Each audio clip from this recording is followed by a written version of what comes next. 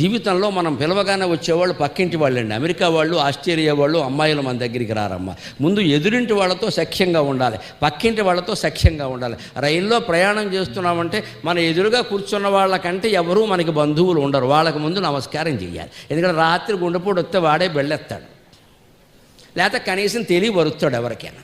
నువ్వు పుట్టింటికి ఫోన్ చేసినా అత్తింటికి ఫోన్ చేసినా ఎవడొస్తాడండి రైల్లో ఇక్కడ. అంచేది ఎదుటి వాళ్ళు మనం ఏమంటాం, అక్కడ వాళ్ళని చూస్తే అసలు మాట్లాడబుద్ధి కాదు, వాళ్ళ క్యాస్ట్ వేరే. ఎంత గొడవో మన దేశంలో, క్యాస్ట్ వేరే. అసలు ఆంధ్రదేశంలో ఇదో జబ్బు, ఇది కులం అనేది భయంకరమైన జబ్బు అండి.